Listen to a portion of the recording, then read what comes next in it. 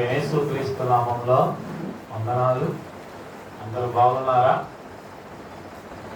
అమ్మా మీరు నాకేం ఇంకా అట్లా ఓకే సరే. ఈరోజు మనము రెండు విషయాల గురించి ధ్యానం చేద్దాం. ఏంటి ఆ విషయాలంటే ప్రార్థన, రెండు సేవకుల మాట కదా. పాప క్షమాపణ పొందిన తర్వాత, రక్షణ మారుమనసు పొందిన తర్వాత మనం ఉండవలసిన విధానం ఏంటి అన్నదాన్ని మీరు చెప్పండి. ఏ విధంగా మనం ఉండాలి? పాప క్షమాపణ పొందిన వాళ్ళు, రక్షణ మారుమనసు పొందిన వాళ్ళు ఏ విధంగా ఉండాలి? సంఘంలో, సమాజంలో ఏ విధంగా ఉంటే దేవుడు మనల్ని మెచ్చుకుంటాడు? మీకు తెలిసిన విషయాలు చెప్పండి. తెలియమంటే తర్వాత నేను చెబుతాను.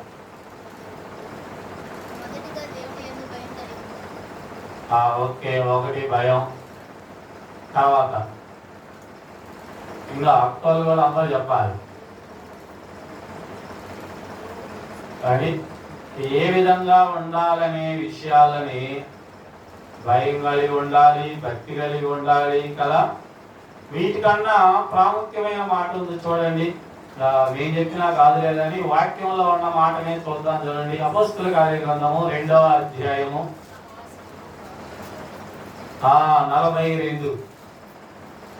42వ వచనాన్ని బిగ్గరగా చదవాలమ్మా.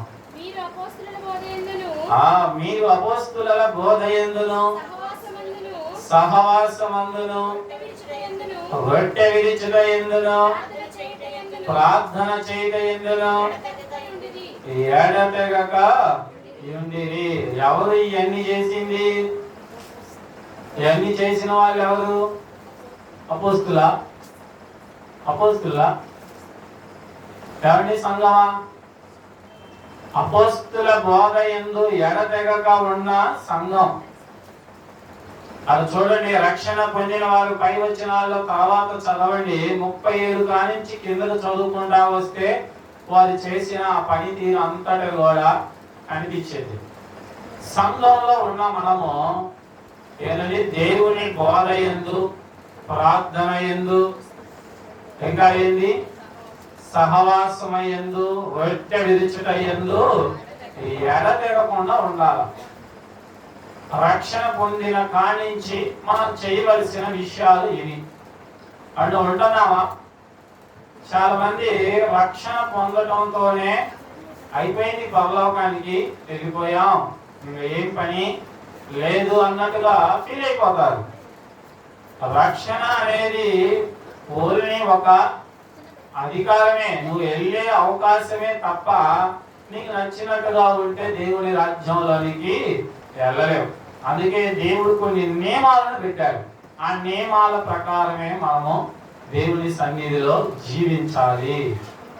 ఆది అపోస్తల సంఘం కూడా అదే నియమాన్ని పాటించింది. కాబట్టి ఈరోజు వారు చేసిన కార్యాలను గురించి, వారు చేసిన క్రియలను గురించి మనము బోధించుకుంటున్నాం. వాటి గురించే మనం ధ్యానం చేసి వాటిలాగా ఉండాలని కూడా మాట్లాడుకుంటున్నాం. ప్రియమైన దేవుని బిడ్డలారా, కాబట్టి ప్రతి ఒక్కరము కూడా ఈ విషయాలను మనము దాటిపోకూడదు. చెప్పండి, ఫస్ట్ మాటల గురించి బోధించుకుందామా, ప్రార్థన గురించి బోధిద్దామా? మీరు చెప్పండి. మాటల గురించి మాట్లాడుకుందామా, ప్రార్థన గురించి మాట్లాడుకుందామా? ప్రార్థన. ఓకే, ప్రార్థన గురించి చూడండి. ఫస్ట్ మొదటిగా ప్రార్థన చేయని వాళ్ళందరూ చేతులు ఎత్తండి. ప్రార్థన మేము చెయ్యం పాస్టర్ గారు అన్న వాళ్ళందరూ చేతులు ఎత్తండి. మేము ప్రార్థన అయితే చెయ్యం అన్నవాళ్ళు ఎవరన్నా ఉన్నారా? ఎవరం లేవు కదా. ప్రార్థన అనేది విశ్వాసులైన వాళ్ళకి సర్వసాధారణం. కానీ ఈ ప్రార్థనలలో చాలా శక్తి ఉంది. ప్రియమైన దేవుని బిడ్డలారా, ప్రార్థనలు చేసే విధానాలు కూడా చాలా ఉన్నాయి. కాబట్టి ప్రార్థన యవన కాల ప్రార్థన చాలా బలమైంది. యవన బిడ్డలందరూ బాగా జ్ఞాపకం చేసుకోండి. ఎదిగే బిడ్డలందరూ కూడా యవన కాలంలో ఉన్నప్పుడు ఏకాంత ప్రార్థనలు చాలా ప్రాముఖ్యము. ఏదో చర్చిలో ఆరాధనలో ఉన్నంతసేపు యేసయ్య మమ్మల్ని కాపాడు, మంచి చదువు నీవు జ్ఞానాన్ని అని వెళ్ళిపోతే పని కాదు. కాబట్టి ప్రత్యేకమైన పని పెట్టుకొని జాగ్రత్త కలిగి దేవుని యందు భయము భక్తి కలిగి దేవుని సన్నిధిలో ప్రార్థించాలి. ప్రార్థిస్తే అప్పుడు దీవెనలు వస్తాయి కదా. కాబట్టి ఎవరు యవనుడు ఉన్నాడు చూడండి. కాబట్టి మన అందరికీ తెలిసిన వ్యక్తే. ఏం చెప్పండి? కాబట్టి యవన కాలంలోనే దేవుని యందు భయభక్తులు కలిగి దేవుని సన్నిధిలో ప్రార్థించిన వ్యక్తి చెప్పండి ఎవరు? నాకు ఇంకా అట్లా మీరు ఏం చెప్పినా నాకు ఇనొచ్చేటట్టు చేస్తే ఏసేపు కదా. ఏసేపుగా ఇస్సాకు. ఇస్సాకు జీవితంలో చూడండి. ఆది కాండము 24వ అధ్యాయము 63వ వచనాన్ని చదువుతున్నాను చూడండి. ప్రియమైన దేవుని బిడ్డలారా, ఆది కాండము 24వ అధ్యాయము 63వ వచనం చదువమ్మా. సాయంకాలమున ఇస్సాకు పొలములో ధ్యానింప బయలు వెళ్ళి కనులెత్తి చూచినప్పుడు ఒంటెలు వచ్చుచుండెను. ఏమండి? ఇస్సాకు యవ్వనుడు కదా. ఎక్కడుండాలి యవ్వనుడు? ఒక 10 మందిని అంటేసుకొని కూర్చొని ఏమండి కుంటవి పనులు పనికి మాలిన పనులు చేయాల్సిన వాడు. కానీ ఇస్సాకు జీవితంలో అవి లేవు. ఇస్సాకు జీవితంలో చాలా చక్కని అలవాటు ఉంది. సాయంకాలం కాగానే ఎగైపోతున్నాడంట, పొలంలోకి వెళ్ళాడు. ఎందుకు? ధ్యానము, ప్రార్థన. ప్రియ సహోదరి సహోదరులారా ఆలోచించండి. మన బిడ్డలకు మనం నేర్పించవలసిన విషయాలు ఇవి. కాబట్టి త్రోవ తప్పేవాడికి యవన బిడ్డలారా జాగ్రత్త. దేవుని యందు భయము కలిగి ఏదో ఒక సమయాన్ని ప్రార్థనకి కేటాయించాలి. ఇస్సాకు ప్రార్థనకు సమయాన్ని కేటాయించి చేసినప్పుడు ఇస్సాకు జీవితంలో ఎంత ఫలభరితం వచ్చిందండి. కాబట్టి ఇస్సాకుకి 2 కుమారులు పుట్టారు. ఆ 2 కుమారుల నుండి దేవుడే 12 గోత్రాలను బయటికి తీశాడు. కారణం ఏమిటంటే యవ్వన కాలంలోనే ఇస్సాకు ప్రార్థన చేయడం మొదలు పెట్టాడు. చాలా మంది ప్రార్థన చేయాలన్నా, లేదంటే రక్షణ తీసుకోవాలన్నా, దేవుని పని చేయాలన్నా, స్వార్థ ప్రకటించాలన్నా, పాటలు పాడాలన్నా ఇప్పుడు కాదండి. ఎప్పుడు తల వెంట్రుకలన్నీ నలిచిన తర్వాత, కాబట్టి పళ్ళన్నీ ఊడిన తర్వాత దేవుని సన్నిధి కదా. క్రైస్తవ జీవితాలలో ఇవే వెలుగుతున్నాయి ప్రియమైన దేవుని బిడ్డలారా. కానీ యేసుక్రీస్తు కోరుకునేది యవ్వన బిడ్డలను. యవ్వన బలము ఉన్నప్పుడే దేవుని సన్నిధిలో మోకాలేయాలి, ఏకాంత ప్రార్థనలు చేయాలి. అప్పుడు మాత్రమే దృష్టిని జయించగలం, లేకుంటే దృష్టిని జయించగలం. ఎక్కువ ప్రార్థనలో గడిపినప్పుడు పాపం మీద జయం వచ్చింది. కాబట్టి ప్రార్థన చేసేవాడు పాపం చేయలేడు, పాపం చేసేవాడు ప్రార్థన చేయలేడు. ఈ రెండే గుర్తుంచుకోనండి. ప్రార్థన చేయట్లేదు కుమారుడు గాని కుమార్తె గాని అనిపించిందా, ఖచ్చితంగా ఆమె పాపంలో ఉంది, అతడు పాపంలో ఉన్నాడనే అర్థం. కాబట్టి పాపంలో ఉన్నాడు, ప్రార్థన చేయలేడు. ప్రార్థనలో ఉన్నాడు, పాపము చేయలేడు.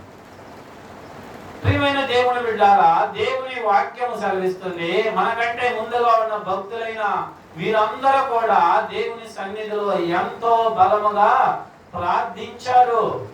యవ్వన కాలంలో ఇస్సాకు గొప్ప బలమైన ప్రార్థన యోధుడిగా నిలబడ్డాడు. ప్రతి దినము పొలంలోకి వెళ్ళి ప్రార్థించేవాడు. కనుక ఆ ప్రార్థన ఫలం వల్ల దేవుడు గొప్ప మేలులు చేశాడు తన జీవితంలో కదా. దేవుడు చాలా ఉన్నతమైన మేళ్లను అనుగ్రహించాడు. ప్రియ సహోదరి సహోదరుడా, జాగ్రత్త. నీ కుటుంబంలో కూడా అలాంటి యవనులు కావాలి, అలాంటి వ్యక్తులు ఉండాలి. కాబట్టి ఉండాలంటే ఏం చేయాలి చెప్పండి? పెద్దలైన వాళ్ళు మనం ఏం చేయాలి? మన కుటుంబంలో ఆశీర్వాదం రావాలంటే, మన పిల్లలు కూడా ఇస్సాకు వలె ప్రార్థన చేయాలంటే మనం చేయాల్సిన బాధ్యత ఏంటి? కాబట్టి కుటుంబంలో పెద్ద చేయాల్సిన బాధ్యత ఏంటి?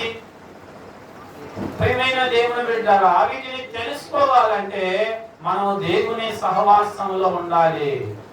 కాబట్టి దేవుని బిడ్డల సహవాసంలో మనం ఉంటే వీటన్నిటిని కూడా ఖచ్చితంగా తెలుసుకుంటాం. కాబట్టి ఏదో ఆదివారం వస్తేనే దేవుడు, ఆదివారం లేకపోతే దేవుడు జ్ఞాపకం ఉండకపోతే ఏ విషయాలు కూడా మనము తెలుసుకోలేము. ప్రతి దినము కూడా దేవుని సన్నిధిలో మనము బలముగా నిలబడి తెలుసుకునే వారిమై ఉండాలి. దేవుని సన్నిధిలో మనము బలముగా నిలబడగలిగిన వ్యక్తుల్లాగా ఉండాలనేది దేవుని ఉద్దేశము. ఇస్సాకు వంటి పిల్లలను మనము పెంచేవారిగా ఉండాలంటే కుటుంబంలో ఉన్న పెద్ద కూడా ప్రార్థన చేయాలి. అవండి, చేస్తారా? కుటుంబంలో ఉన్న పెద్దలు ప్రార్థన చేస్తున్నారా?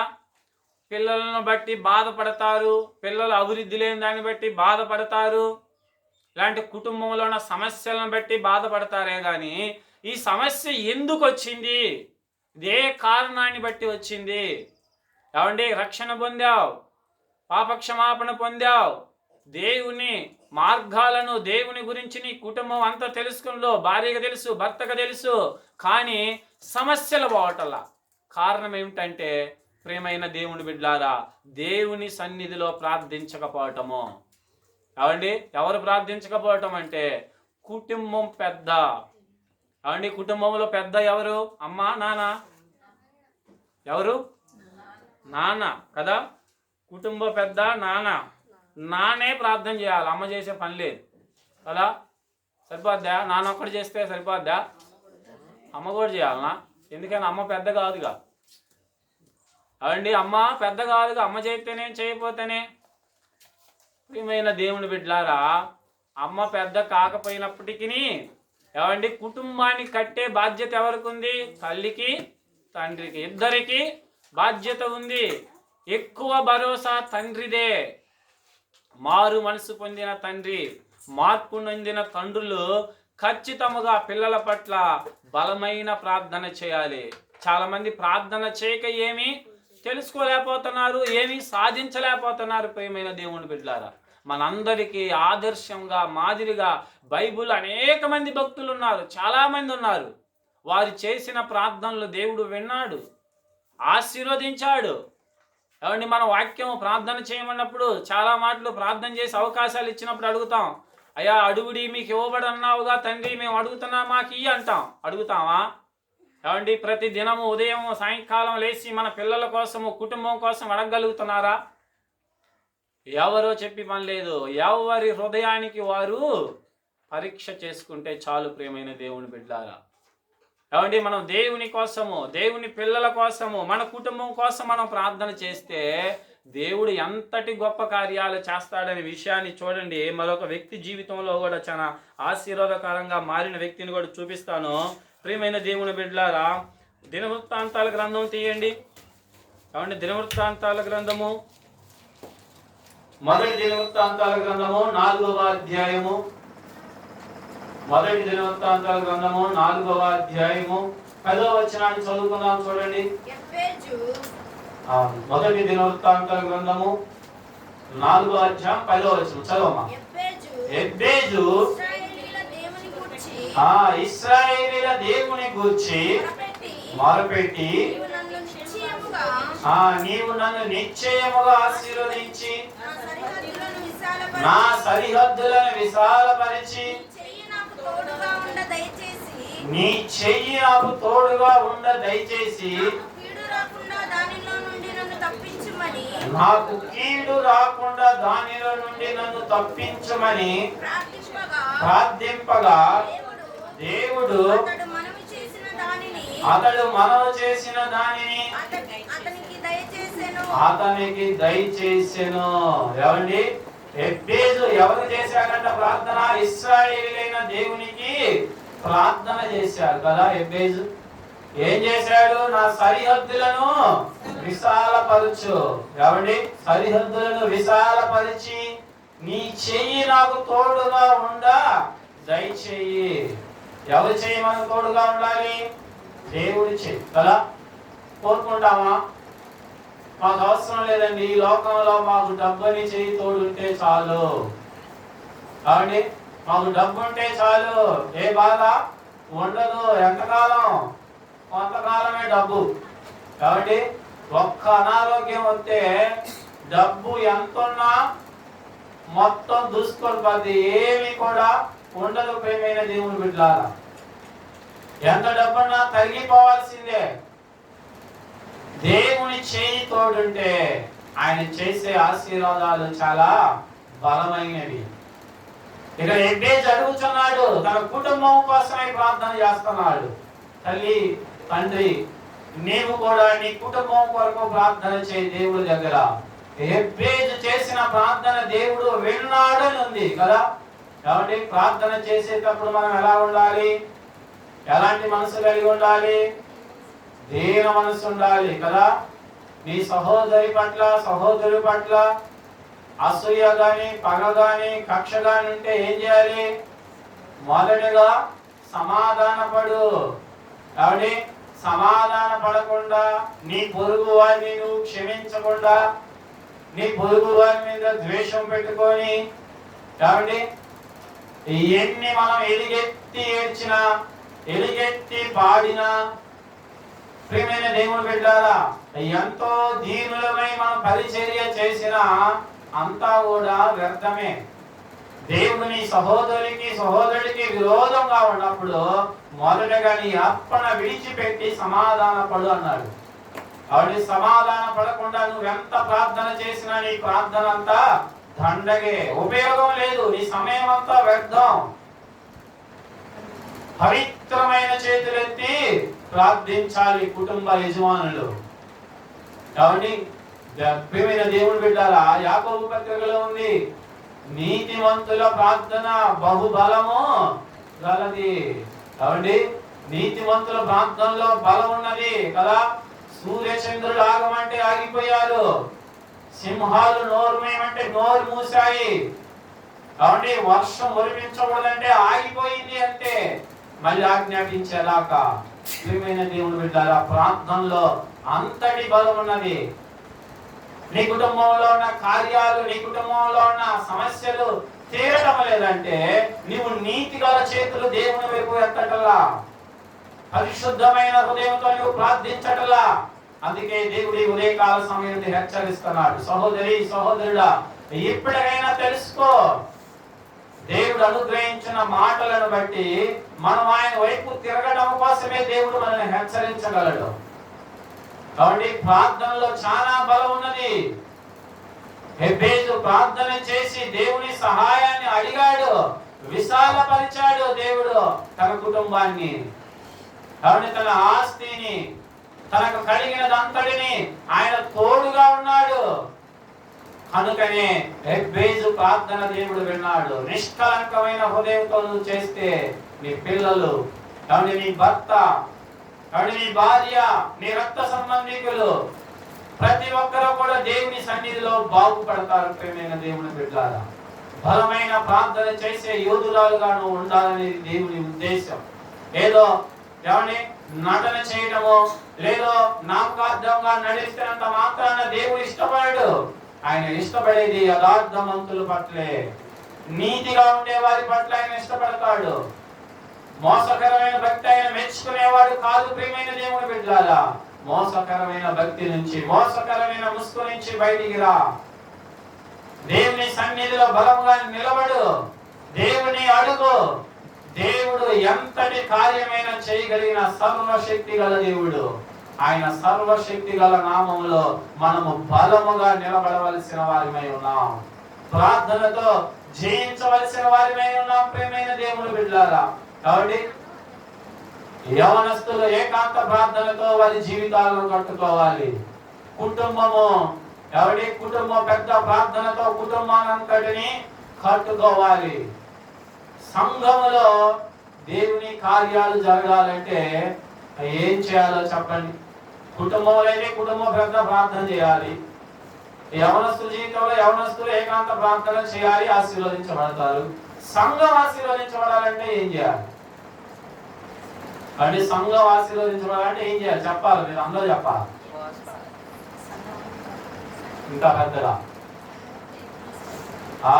సంఘం అంతా ఏక మనస్సు కలిగి ప్రార్థించాలి అని ఎవరు చెప్పారు? యేసయ్య చెప్పారు కదా. అపోస్తులైన కాబట్టి యేసు శిష్యులు చెప్పారు ఎలా ఉండాలంట, సంఘం అంతా కలిసి ఏక మనసుతో ప్రార్థించాలి.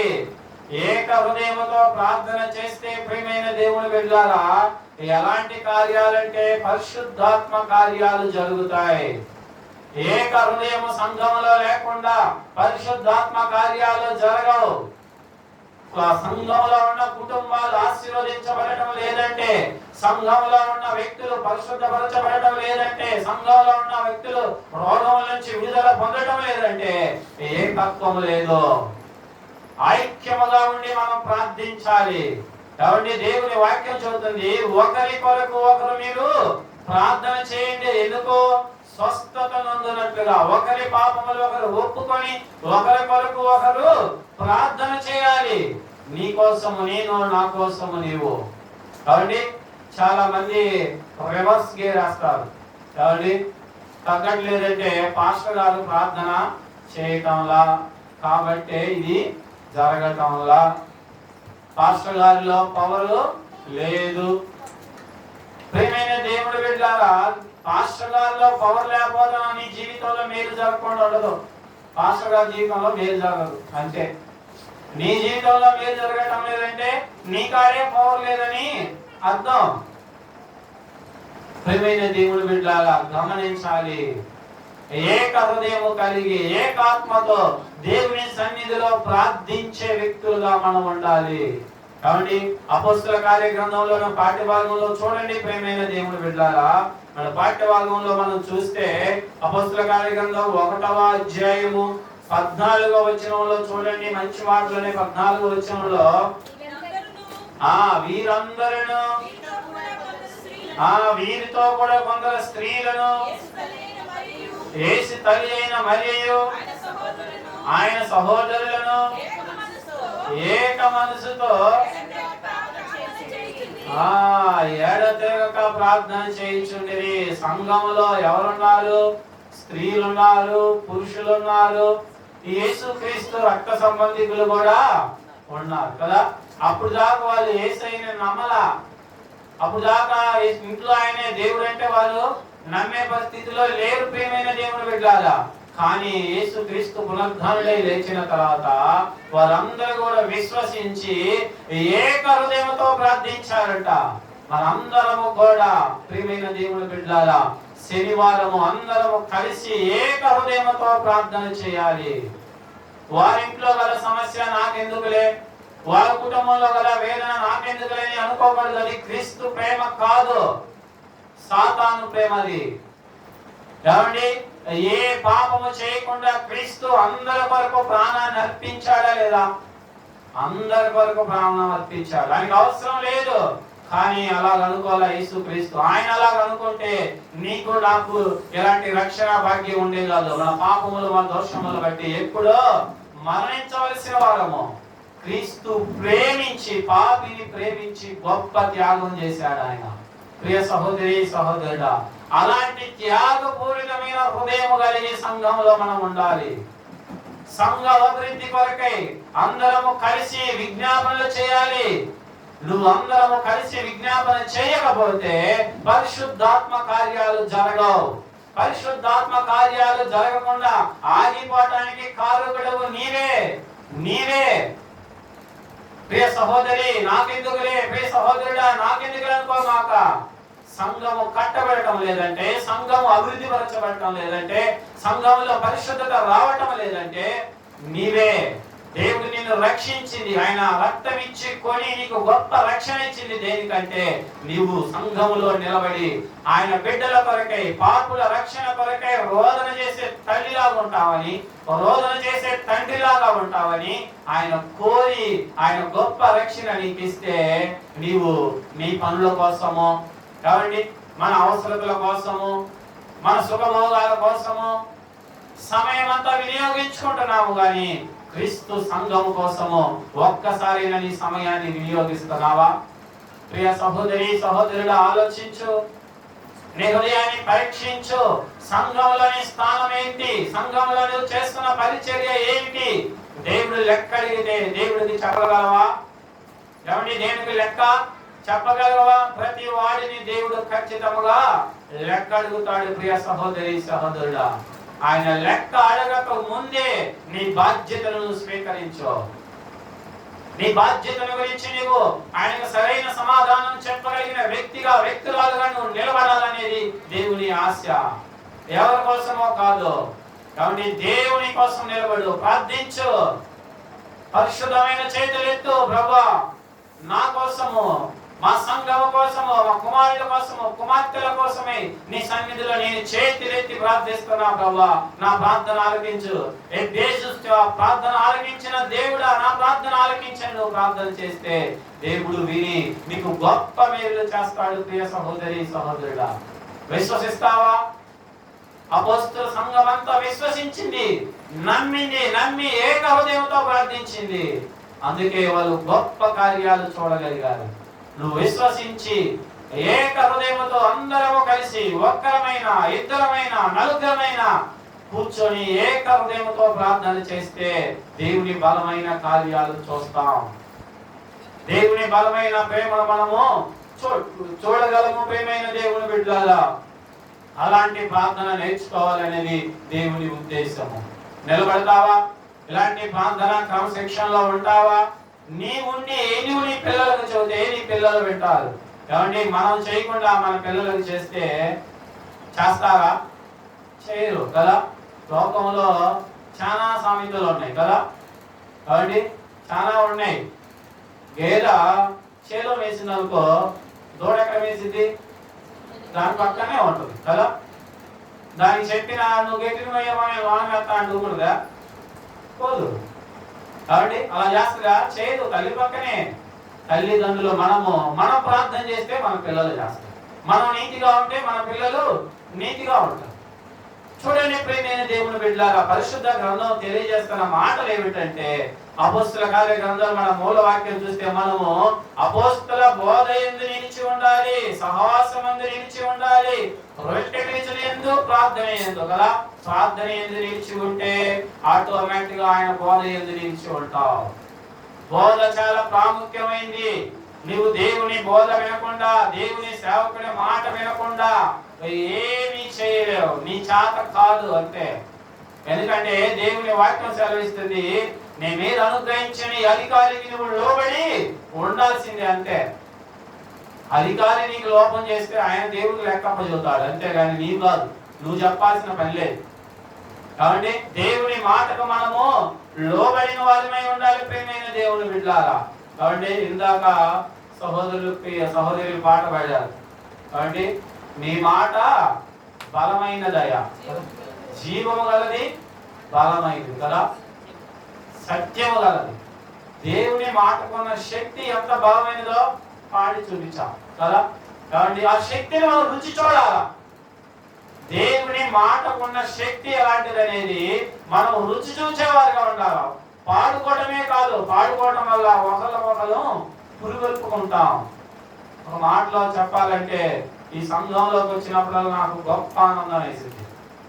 కాబట్టి పాటలు అవలీలగా బాగా పాడగలరు, ఎన్నైనా పాడగలరు, మంచిగా పాడగలరు. దీని నాకు ఎప్పుడు సంతోషమే. కానీ ఎప్పుడు వచ్చినా నేను చాలా ఆనందంగా ఉంటా. నేను క్రమంగా వెంటనే ఉంటా. ప్రియమైన దేవుని బిడ్డారా, ఒకరు మనం బలపరుచుకునే వాళ్ళగా దేవుని మాట వినాలి. సేవకుని మాట వినేటట్టుగా ఉండాలి. చూడండి, దేవుని మాటను వినటం కొరకై ప్రియమైన దేవుని బిడ్డారా కీర్తనల గ్రంథంలో మంచి మాట ఉంది, చూడండి. ఒక మాటను చూద్దాం. పరిశుద్ధ గ్రంథాన్ని కీర్తనల గ్రంథం 81వ అధ్యాయం చేయండి. కాబట్టి కీర్తనల గ్రంథము 81వ అధ్యాయము 8వ వచనాన్ని 13వ వచనాన్ని చదువుకుందాం. చూడండి. కీర్తనల గ్రంథము 81 8 13. నా ప్రజలారా ఆలకింపుడి, నేను మీకు సంగతిని తెలియజేతును. అయ్యో ఇశ్రాయేలు, నీవు నా మాట వినిన ఎడల ఎంత మేలు. ఏమండి? అయ్యో ఇశ్రాయేలు, నా మాట వినిన ఎడల ఎంత మేలు. 13వ వచనం చూడండి. అయ్యో నా ప్రజలు నా మాట వినిన ఎడల, ఇశ్రాయేలు నా మార్గములు అనుసరించిన ఎడల ఎంత మేలు. చాలు ప్రేమైన దేవుని బిడ్డలారా. కాబట్టి నా ప్రజలు నా మాట వినిన ఎడల ఎంత మేలు. ఇశ్రాయేలు, నువ్వు నా మాట వినటం వల్ల ఎంత మేలు. దేవుని మాట వింటే, దేవుని సేవకుని మాట వింటే నీకు మేలు, వినకపోతే నీకు కీడే. కాబట్టి అది వరకు తథ్యం, అది ఖచ్చితము. దేవుని ఆదేశంతోనే దేవుని సేవకుడు మాట్లాడతాడు. దేవుని ఆదేశం లేకుండా మాట్లాడిన మాట అది నిలబడదు. మాట్లాడినా అది అన్నటికీ జరగదు కూడా. దేవుని ఆదేశంతో మాట్లాడినది ఖచ్చితంగా జరిగింది. వినటం ఎంతో మేలు. కాబట్టి వినటం వల్ల విశ్వాసం కలిగింది. నువ్వు విశ్వాసంలో తక్కువ దానిగా ఉంటే దేవుని సేవకుని మాట ద్వారా, దేవుని వాక్యము ద్వారా, అపోస్తుల బోధ ద్వారా నీవు బలపడతావు. నీవు బలముగా నిలబడగలవు. ప్రియ సహోదరి సహోదరుడా, నిన్ను నిలబెట్టడం కోసమే ఆయన అనేక విషయాలలో ఆయన చొరవ తీసుకొని, ఆయన సేవకుల ద్వారా, ఏమండి, ఆయన వర్తమానికుల ద్వారా, ఆయన సాక్ష్యాల ద్వారా దేవుడు మనల్ని ఆత్మీయ జీవితంలో బలపరుస్తా ఉంటే సాతానుడేమో దిగదారుస్తా ఉన్నాడు. ఈయన ఇంతే చెబుతాడులేండి, ఈయన ఇలాగే మాట్లాడతాడులే, లోకం ఒక విధంగా అంటే మనలో ఒక విధంగా ఉండమంటాడు. ఏంది కదా ప్రేమైన దేవుని బిడ్డారా, విశ్వాసుల జీవితాల్లో సాతాను మొలకెత్తించే మొలకలు ఇవే. దేవుని సేవకుల మాటలు, దేవుని మాటలు లోకానికి విరుద్ధంగా ఉండవచ్చు, కానీ వాటి ప్రకారం నీవు జీవించినప్పుడే నీకు ఎంతో మేలు. లేదంటే నీకు మేలు జరగదు, మేలు రాదు. దేవుని మాట ప్రకారంగా నడవాల్సిందే నీవు. కాబట్టి దేవుని మాట ప్రకారంగా నడిస్తే ఎంతటి మేలైనా జరిగింది. ప్రేమైన దేవుని బిడ్డ, ఎంతటి మేలైనా, ఎంతటి కీడైనా తొలగిపోద్ది కదా. అలా మనం చెప్పుకుంటే పోతే చాలా మంది ఉన్నారు. కాబట్టి విని కొంతమంది శనిగారు, గొనిగారు, కొంతమంది వినకుండా పోయారు. కాబట్టి అలా వాళ్ళలో చూసుకుంటే మన అందరికి తెలిసిన వ్యక్తినే. కాబట్టి చూడండి, ఎలీషా ప్రవక్త దగ్గరికి వచ్చిన నయమానుని మనం చూసినట్లయితే ప్రియమైన దేవుని బిడ్డలారా, కాబట్టి నయమాను జీవితాన్ని మీకు జ్ఞాపకం చేస్తున్నాను. నయమాను జీవితంలో రోగం ఎలాంటి రోగం? 4 టాబ్లెట్లు వేస్తే పోద్దా? 4 కాదు కానీ 400 టాబ్లెట్లు వేసినా పోయే రోగం కాదు. కాబట్టి దానికోసము ఆయన పడని శ్రమంటూ లేదు. అన్ని చోట్ల శ్రమపడి అలసిపోయి ఏదో చిన్నది ఇచ్చిన సాక్ష్యం, చిన్నది పలికిన సాక్ష్యాన్ని బట్టి ఎలీషా ప్రవక్త దగ్గరికి వచ్చాడు. వస్తే ప్రవక్త చెప్పాడు ఒక మాట. ఏమని చెప్పాడు? పోయి ఆ ఎదురున్న ఆ నదిలో మునిగిపో, నీవు బాగుపడిపోతావు అన్నాడు. విన్నాడా నయమాను? దేవుడి మాట విన్నాడా? ఏమన్నాడు? ఓ ఇంత మాత్రం మాకు చెప్పేవాళ్ళు లేక, మా ఊర్లో నీ నదుల కన్నా శ్రేష్టమైనవి ఉన్నాయంట కదా. కాబట్టి నిజమే ప్రేమైన దేవుని బిడ్డ, చూస్తున్న విశ్వాసుల జీవితాలలో ఇవే మాటలు వస్తాయి. కాబట్టి దేవుని వాక్యాన్ని అనుసరించి కొన్ని మాటలు చెప్పినప్పుడు ఆ మాటలకు లోబడే తత్వం విశ్వాస జీవితంలో ఉండటం వల్ల, నీవు చెప్పబోతే మాకు తెలిసిలేయా, నీకన్నా మేము ఎక్కువే చదివాము, నీకన్నా మాకు ఎక్కువే అనుభవం ఉన్నది ఉండొచ్చు. కాదనం, నీకు అనుభవం ఉండొచ్చు, నువ్వు ఎక్కువ చదువు ఉండొచ్చు, నీ సేవకుల కన్నా నీకు ఎక్కువ వయసే ఉండొచ్చు, కానీ దేవునితో ఉన్న సంబంధం నీ సేవకు కంటే ఎక్కువ నీకు లేదు. కాబట్టి దేవుడు సేవకుడితో మాట్లాడేది, దేవుడు బలముగా ఆయనతో మాట్లాడి బలపరిచి నీ విషయాలను తెలియజెప్పినప్పుడు వాటికి మనము లోబడే వ్యక్తులంగా ఉండాలి. వినలా నయమాన్ విన్నాడా? వినలా. వచ్చిన దారిని మళ్ళీ తిరిగిపోతున్నాడు. కుష్ఠరోగంతోనే రోగం బాధ. దేవుని సేవకుడి మాటకి లోబడినంత వరకు ఆ రోగం బాధ. ఈ ఎట్టాకేలాగా తన పక్కన ఉన్న పనివాడు మంచోడు కాబట్టి పనివాడు ఏదో ఉచిత సలహా చెప్పి, అయ్యా నువ్వు డబ్బులు ఏమంటే ఇస్తావు కదా అయ్యా, ఆయన ఏం చెప్పాడు, ఊరికే మునగమన్నాడు అంతే కదా అని చిన్న 2 మాటల వల్ల సరేనని అప్పుడు లోబడి మునిగినప్పుడు రోగం అంతా పోయి. కాబట్టి నీ రోగం పోవాలంటే, నీ పాప రోగం విడిపోవాలంటే దేవుని మాట వినాలి. దేవుని సంఘంలో నువ్వు ఉండాలి. దేవుని సహవాసంలో నువ్వు ఉండాలి. నృత్య విడిచుట యందు నువ్వు ఎడతెగకుండా ఉండాలి. ప్రార్థన చేయడంలో ఎడతెగకుండా ఉండాలి. ఈ విషయాలు చేయకుండా దేవుని సేవకుల మాటలు వినకుండా ఇది పోవటం లేదు, అది పోవటం లేదు, ఆశీర్వాదం రావటం లేదంటే నువ్వు ఎంతకాలం నడిచినా ఆశీర్వాదం రాదు. నువ్వెంతకాలం జీవించినా నీ జీవితంలో మేలు జరగదు. నువ్వెంతకాలం ఏడ్చినా నీ కుమారులు నీ కుమార్తెలు బాగుపడరు. ఎప్పుడంటే నీవు సంపూర్ణముగా నీవు పరిపూర్ణముగా దేవునికి లోబడినప్పుడు, దేవుని సేవకుల మాటలకు నీవు లోబడినప్పుడు సమస్తము నీవు దేవుడు నిన్ను సిద్ధపరుస్తాడు. ప్రియ సహోదరి సహోదరుడా, ఆయన మాటల కోసమే నువ్వు సిద్ధపాటు కలిగి ఉండాలి. ఆయన మాటను మనము వినాలి. ఎందుకు ఆయన ముందుగానే వీటన్నిటిని రాయించి పెట్టాడంటే మనం ఇలాంటి పరిస్థితులలో తొలగిపోకుండా, ఇలాంటి స్థితిగతులు మనకి కలిగినప్పుడు మనం ఆ మార్గంలో నుంచి తొలగిపోకుండా ఆ సర్వశక్తిని నామంలో మనం విడుదల పొందుట కోసమే ఆయన రాయించి పెట్టాడు. నీ జీవితంలో ఇంతకంటే ఎక్కువ బాధ ఉండొచ్చు, కానీ క్రీస్తు నామాన్ని నువ్వు విశ్వసించి పరిశుద్ధమైన చేతులెత్తి ప్రార్థించి దేవుని మాటలకు నువ్వు లోబడితే ఆయన నీకు గొప్ప మేలులు చేస్తాడు. కాబట్టి అత్యధికమైన మేలులు చేస్తాడు. ప్రియమైన దేవుని బిడ్డలారా, వింటారా? కాబట్టి వినగలరా అంటే వింటారు చాలా మంది. కాబట్టి ఇశ్రాయేలు ప్రజలందరూ ఐగుప్తు దేశము నుండి కానాను యాత్ర ప్రారంభించి కానాను దేశానికి వచ్చే సమయంలో దేవుడు ఒక మాట చెప్పాడు, అబ్బాయి మీరు అందరూ ఇక్కడే నిలిచి ఉండి యెహోషువ మనిపించిన మార్గాన్ని మీరు నడవండి అంటే, మోషే చూపించిన మార్గాన్ని మీరు నడవండి అంటే కొంతమంది విన్నారు, కొంతమంది వినలా. కొంతమంది అన్నారు మేమేమో ఈ కొండ ఎక్కిట దిగామంటే వెళ్ళిపోతాం మేము కానాన్లో, నీతో మాకేం పని. కాబట్టి నీతో మాకేం పని.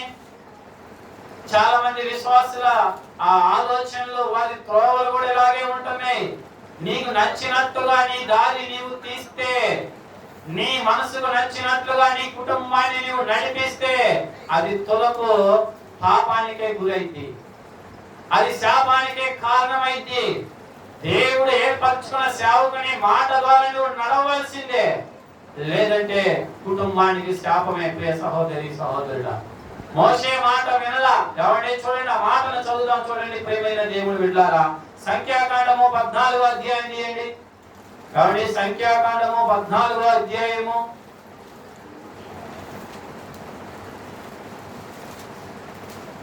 సంఖ్యాకాండం 14వ అధ్యాయం 40వ వచనం ఒకసారి చదువుదాం చూడండి. వారు ఉదయమునే లేచి ఆ కొండ మీదకు ఎక్కి చిత్తమండి మేము పాపము చేసిన వారము యెహోవా చెప్పిన స్థలముకు వెళ్ళుదుము అని 44 చూడము. 44 చూద్దాం. అయితే వారు మూర్ఖించి ఆ కొండ కొనకు ఎక్కిపోయేది, అయినను యెహోవా నిబంధన మందసమైనను మోషేయును పాలెములో నుండి బయలు వెళ్ళలేదు. అప్పుడు ఆ కొండ మీద నివాసముగానున్న అమాలేకీయులను కానానీయులను దిగి దిగి వచ్చి వారిని కొట్టి హర్మోను వరకు వారిని తరిమి హతము చేసిరి. ఏమండి చూడండి ప్రియమైన దేవుని బిడ్డలారా, మోషే చెప్పిన మాట వినకుండా వారు కొండ కొనకెక్కి, కొంతమంది అందరు పోయారా, కొంతమంది వినని బ్యాచ్ కొంతమంది ఉంటారు, మూర్తించే బ్యాచ్ కొంతమంది, మొత్తంగా మాట్లాడేవారు కొంతమంది, అందరు ఉండరు. మూర్తించే వారికి పరిస్థితులు ఏంటంటే చూడండి, కొండ కొనకెరిగిలా వెళ్ళిపోయారు. దేవుని మాట, దేవుని సేవకుని మాట వినకుండా, దేవుని ఆజ్ఞ లేకుండా, కాబట్టి దేవుని సేవకుని ఆజ్ఞ లేకుండా నువ్వు వెళితే, నీకు నచ్చే మార్గాన మూర్ఖించి వెళితే ఎలాగైతావంటే కానానీయుల చేతిలో, అమ్మోనీయుల చేతిలో హతము కావాల్సిందే. సాతానుడు అనేవాడు, అమ్మోనీయులు ఎవరు కాసుకొని ఉంటాడు నీకోసమే, నువ్వు ఎప్పుడు వస్తావా, నిన్ను ఎప్పుడు నరుకుదామా అని. కాబట్టి సాతాను మన హృదయాన్ని బాగా వాడుకుంటాడు. కాబట్టి మన హృదయాన్ని వాడుకోవడంలో వాడే ఏ గ్రేడ్ సంపాదించిన వాడు కదా. ఎవరినో ఉపయోగించుకోడు, మన హృదయమే, మన ఆలోచనలే. దైవికమైన ఆలోచన ఉండాలి ప్రియ సహోదరి సహోదరుడా. దేవుని సన్నిధిలో ప్రార్థిస్తే దైవికమైన ఆలోచన తీసుకుంటావు. ప్రార్థన జీవితం నీలో లేకపోతే, వినయ విధేయతలు నీలో లేకపోతే, దేవుని వాక్యానికి లోబడే మనసు నీలో లేకపోతే, నీ నిర్ణయం బద్దలైపోద్ది, నీ నిర్ణయం ఉపయోగమైనదిగా అయిపోద్ది. దేవుని మాటకు మనము లోబడితే అదే ఆశీర్వాదకరంగా మారింది. అందుకే ఓ ఇశ్రాయేలు, నా మాటలు నా కట్టడలు వినేలా మీకు ఎంత మేలు, నువ్వు వింటే నీకు మేలు, వినకపోతే నీకు మేలు లేదు. ఇశ్రాయేలు సైన్యము, దేవుడు వాళ్ళు వండుకునే పని లేకుండా, ఉతుక్కునే పని లేకుండా, కాబట్టి క్షేమాన్ని అనుగ్రహించి వాళ్ళకు తోడుగా ఉండి నీడనిచ్చాడు, వేడినిచ్చాడు, చల్లదనాన్ని ఇచ్చాడు, అన్ని క్షేమాలు అనుగ్రహించి నడిపిస్తుంటే ఏమన్నారు, మేము పెట్టబోము, మేము ఈ కొండెక్కి దిగాల్సిందే. ప్రియ సహోదరి సహోదరులు, చాలా మంది కాబట్టి ఎక్కడానికే ఇష్టపడుతున్నారు. కాబట్టి అపవిత్రమైన దాన్ని, అశుద్ధమైన దాని కోసం పారికాడుతూ ఉంటారు.